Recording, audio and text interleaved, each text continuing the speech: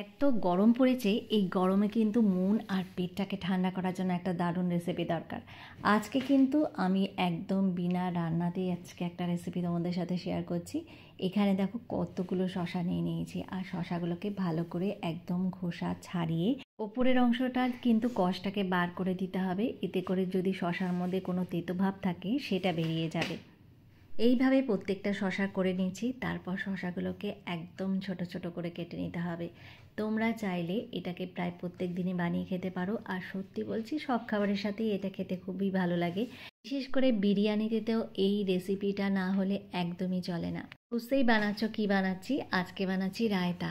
আর দেখো শশাগুলোকে একদম ছোট ছোট করে কেটে নিয়েছি। অনেকে আবার মাঝখানে যে বিচিটা আছে সেটাকে ফেলে দেয়, কিন্তু আমি এটার একটা অংশও ফেলছি না, একদম ছোট ছোট করে কেটে নেব। এই জন্য দেখো মাঝখানে চাকুটা দিয়ে একদম ঝিরিঝিরি করে কেটে নিচ্ছি। রায়তা বানাতে কিন্তু দইয়ের দরকার, আর দই তোমরা ঘরে পেতেও বানাতে পারো, আবার কিনেও নিয়ে আসতে পারো। আমি কিন্তু এখানে অনেকগুলো দই নিয়ে নিয়েছি, একটা এর মধ্যে অনেকটা দই নিয়েছি। তারপর দেখো এর মধ্যে অনেক কিছু মেশাতে হবে। প্রথমেই দেখো চিনিটাকে অ্যাড করে দিচ্ছি। এখানে চিনি কিন্তু আমি 2 চামচ পরিমাণ দিয়েছি। তোমরা চাইলে এর মধ্যে কিন্তু আরও 1 চামচ পরিমাণ অ্যাড করতে পারো, মানে যে যেরকম মিষ্টি খাবে ঠিক সেরকমভাবে চিনিটাকে অ্যাড করবে। তারপর দেখো এখানে বিট নুন দিয়ে দিয়েছি, নর্মাল নুন এর মধ্যে ইউজ করছি না। এখন দেবো 1 চামচ পরিমাণ জিরের গুঁড়ো, আর এই জিরের গুঁড়োটা শুকনো খোলায় ভেজে আমি গুঁড়ো করে রেখে দিয়েছি। তারপর দেবো ধনের গুঁড়ো, সেটা 1/2 চামচ পরিমাণ দিয়ে দিয়েছি। আর দেবো হচ্ছে গোলমরিচের গুঁড়ো, চামচ পরিমাণ দিলাম। সবগুলোকে দিয়ে ভালো করে মিক্স করে নেব।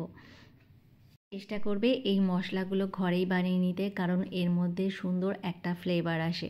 আর বাইরে যে প্যাকেটের মশলা সেগুলো দিলে কিন্তু একদম ভালো লাগবে না খেতে। যে শশাগুলো কেটে রেখেছিলাম সেগুলোকে মিশিয়ে দিলাম। আর এর মধ্যে কী দেবো জানো, একটুখানি পেঁয়াজ আর টমেটো। পেঁয়াজটা দিলে কিন্তু দারুণ একটা স্বাদ হয়।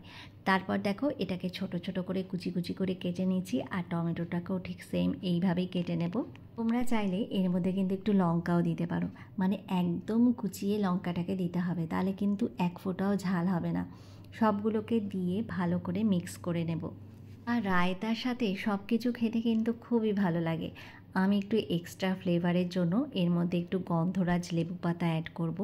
এটা দিলে কিন্তু দারুণ একটা ফ্লেভার সুন্দর পাওয়া যায়। গরমে যার সাথেই খাবে একদম দুর্দান্ত লাগবে। আর সত্যি বলতে কি রুটি পরোটা সব কিছুর সাথে খেতে ভালোই লাগে। একবার হলেও ট্রাই করো, আর রেসিপিটা কীরকম হয়েছে কমেন্ট করতে ভুলো না। এটা বানিয়ে তোমরা যদি ফ্রিজে রেখে দাও তাহলে কিন্তু 2 দিন পর্যন্ত খেতে পারবে। এইভাবেই তোমরা রেসিপিটাকে ট্রাই করো, আর আমাকে কমেন্ট করে জানিও যে কীরকম হয়েছে। আবারও নতুন নতুন রেসিপি নিয়ে তোমাদের সামনে হাজির হয়ে যাব। আজকের মতো এখানে বিদায় জানাচ্ছি। And take care.